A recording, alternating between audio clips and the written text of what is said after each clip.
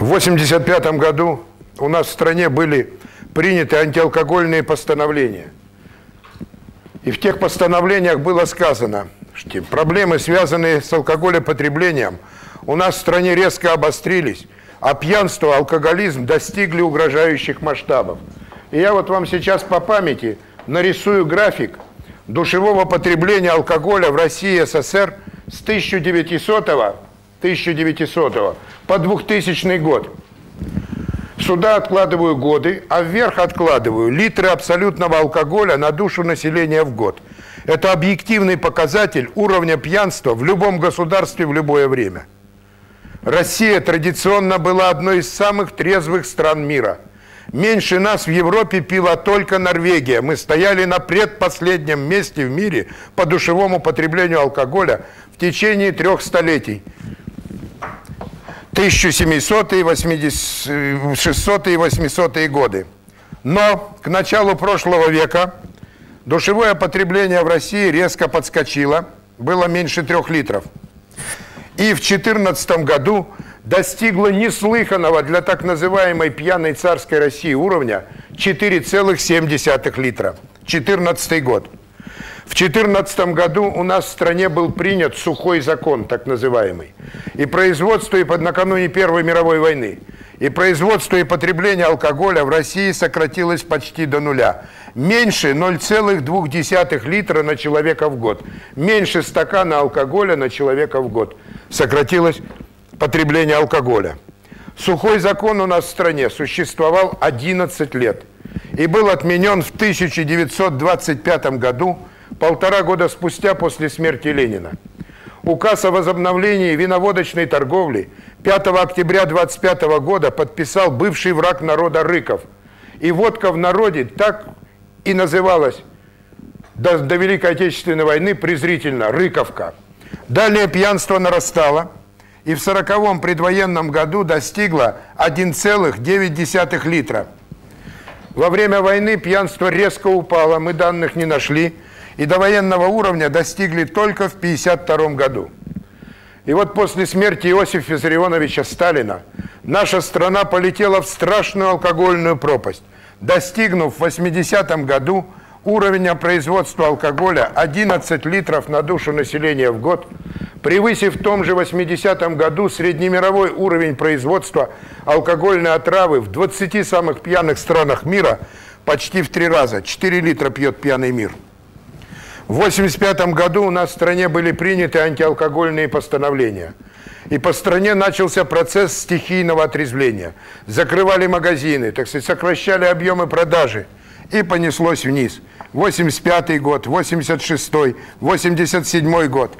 Продажа алкогольной отравы за 2,5 года сократилась в стране в 2,5 раза. Но в 1988 году к власти пришли силы, враждебно настроенные против политики отрезвления, и они развернули кампанию неслыханного спаивания народов нашей страны. И понеслось назад. 88 год, 89, 90, 91, 2, 3, 4, 5. Я до 2000 года дотянуться не смогу, потому что в 2000 году, по официальным данным, в стране было произведено и выпито 18,5 литров на душу населения в год абсолютного алкоголя. Это алкогольный коллапс. Это алкогольное уничтожение основ жизни нации и государства. По данным Всемирной организации здравоохранения, при 8 литрах начинается необратимое угасание этноса – 18,5 литров. Параллельно этому графику, вот точно так же, как взлет-падение ракеты, в стране нарастали и падали все проблемы, связанные с употреблением алкоголя. Вот так же росло количество пьяниц и алкоголиков, количество которых с 40 по 80 год выросло в стране в 14 раз. Росло количество пьяных преступлений и преступников в тюрьмах. У нас сейчас более 1 миллиона соотечественников сидит за решеткой. Это просто неслыханный показатель для России. Падала рождаемость, но росла смертность. Вот он, знаменитый русский крест. Почему-то в 1985 году у нас в стране вдруг ни с того ни с сего резко пошла вверх рождаемость. И в том же 1985 году вдруг ни с того ни с сего, до сих пор социологи не могут понять, у нас в стране резко пошла вниз смертность. Они шли вверх и вниз до 1987 года. В 1987 году рост рождаемости остановился, в 1988 году.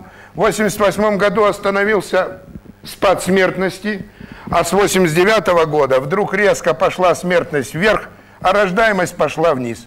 В 1991 году рождаемость и смертность пересеклись. И сейчас вот эта разница, депопуляция, вымирание, составляет около 1 миллиона человек в год. 1 миллион. Это по России. А что касается русских людей, то в прошлом году количество русских людей в России сократилось на 1 миллион 400 тысяч. Потому что 400 тысяч дали прибавку рождаемости. 4 самых экономически отсталых региона нашей России: Чечня, Ингушетия и Дагестан. Там возродили трезвые мусульманские традиции и начали рождаться дети. Дети полноценные, здоровые, в семьях по 5, по 6, по 8 детей. Сейчас, кстати, Башкирия тоже вышла из депопуляции, тоже идет в плюс. Все русские области вымирают до сегодняшнего дня катастрофически.